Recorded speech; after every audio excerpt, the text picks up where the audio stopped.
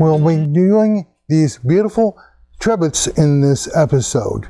Now these are router-based trivets that use a router jig. So we'll be covering making the jig, using the jig, and also whatever problems unfortunately can occur. We'll have a guest instructor by the name of Jim Woolahan at this time. He's an instructor with the Central Indiana Woodworkers, and so take it away, Jim. Thank you, Gary. Thanks for inviting me to your shop.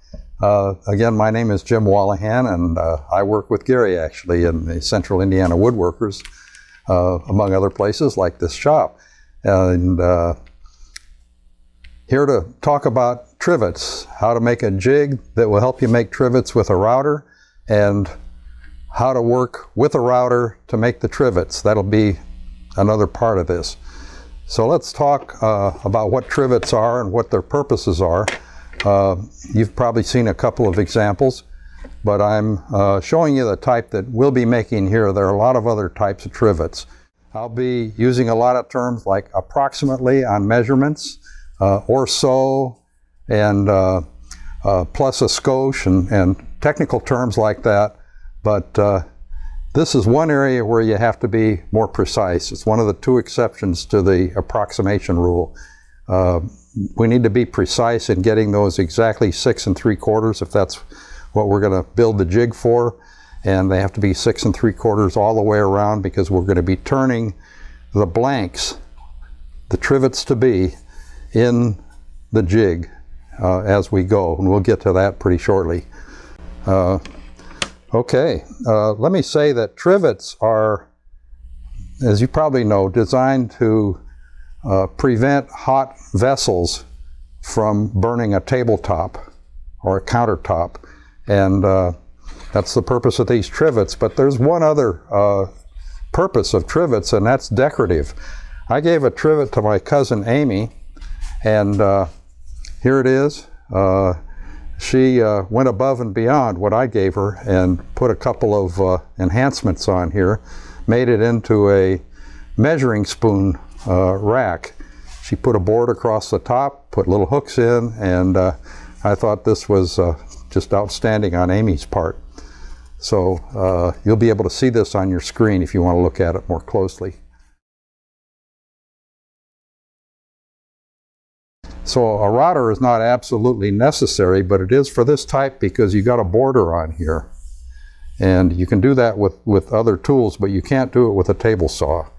The ones with a table saw, you'll see you have to cut through, and that doesn't leave a continuous border surrounding the grid. Now we're going to build a jig. The jig starts with a single piece, and you can think of it as the first floor of a building. The first floor is, we'll call it the base or the first floor. I've cut these holes with a Forstner bit. You can use a Sabre saw, whatever, but it's just a convenience so that later on when you add some wood to this, it's like a suitcase. You can carry it around without having to grab two sides and balance it or whatever. So we start with a base, and the only purpose of the base is to provide us a surface to anchor what follows on. And what follows is the second and third floor. The second floor begins with the jig and the spacer. The only purpose of the spacer is to bring the surface 3/4 of an inch in total thickness, 2 3/4 of an inch. And we do that because everything around it is 3/4 inch lumber. We're going to build a frame around it, and we're going to do it this way. We take a frame there, excuse me, I put that backwards. Frame over here, and a frame right down there. We're going to fasten them a little later, but right now we're just illustrating. These knockoffs on the corners are simply a way to excavate dust and chips and things like that, which you'll be doing a fair amount of as you begin to route. This spacer is smaller than the actual blank. Drop it in. When these are fastened down, you're going to want this tight. I put another one here just to hold that top side in, because you want that jig to be almost immovable. You don't want it rotating in the frame.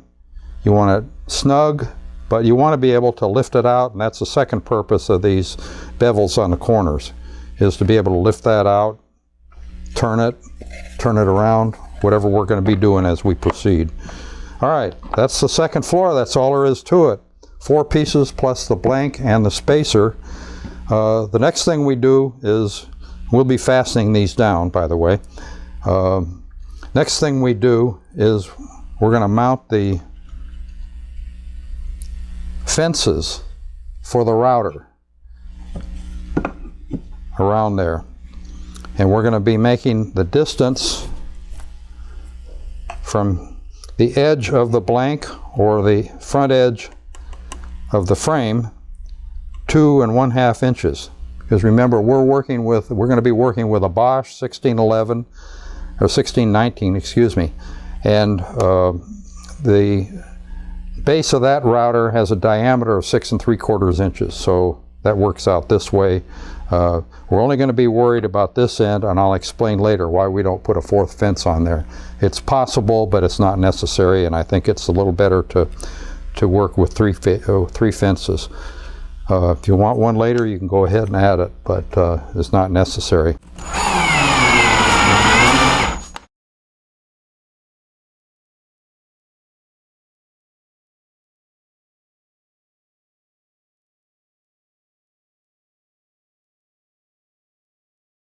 Okay, that's our jig. Those are the basics. And to quote a famous woodworker with a technical term I think he coined, easy peasy.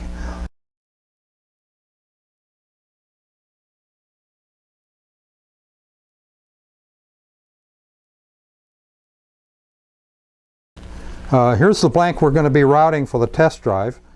We're going to want to take 1 or 2 extra passes in getting to it. We don't want to start right off with the full depth, because that can loosen the router and the bit and the collet and create other problems too. I'm going to want to hold this firmly.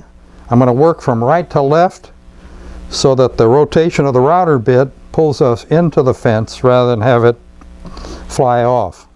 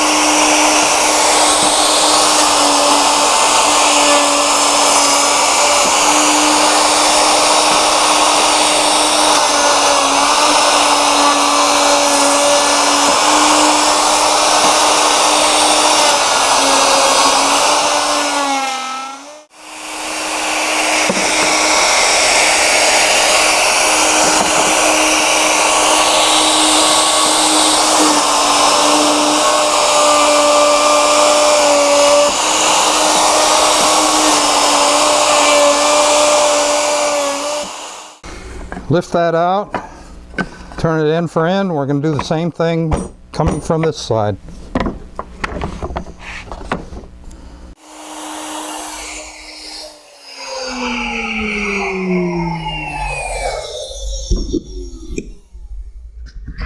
One thing you don't want is a lot of dust chips collecting underneath, so now is a good time to take these things out, take advantage of those corner passageways there, just kind of brush the dust out, because what you do if you get an accumulation of dust, of course, is that it raises the level.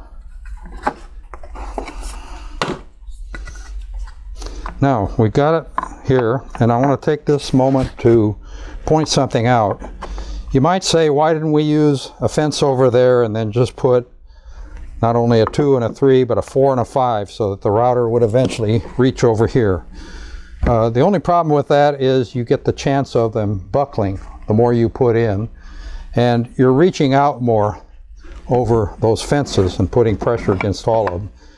We could go around to the other side, except that's kind of difficult. We could do the same thing without flipping it. I think it's much easier to just flip the blank, and when you get one side of it done like that, then you rotate it. Be sure to rotate it so that the next passes will be 90 degrees to what you just did. Put that in firmly, and we'll do the same thing that we did on the other side. Only now you'll begin to see the openings, and we'll see if the registration is correct when we pop it out of there. So that's where we get with the router. A little adjustment due. And now let's take a minute to talk about what can possibly go wrong when you're routing blanks in the trivet jig.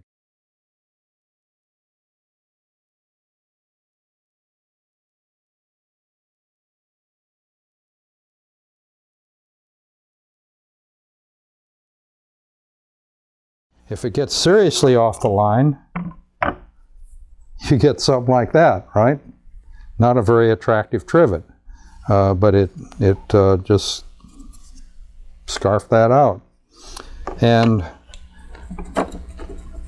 that's one of the problems of not keeping constant pressure and not having a free path to move the router back and forth in. That bit will bounce or it'll wander if you don't keep the pressure on. Especially if you put the pressure the other way, then you can go seriously astray. Another thing that's a user error, and I'm guilty of, I did all these myself. Look at this. That's a fancy looking trivet, isn't it? How did that happen? Well, you forget to rotate it 90 degrees from front to back. Once you get three of them routed here, you don't want to leave them like that. You want to rotate them after you've finished all 6 grooves on one side. If you don't, you've got a different style trivet. Now that'll work as a trivet. Puts lots of air for the heat to dissipate in, that kind of thing. But that wasn't exactly what you're looking for. And I think a grid or lattice is probably a little better objective. Okay, 3 causes of screw-ups.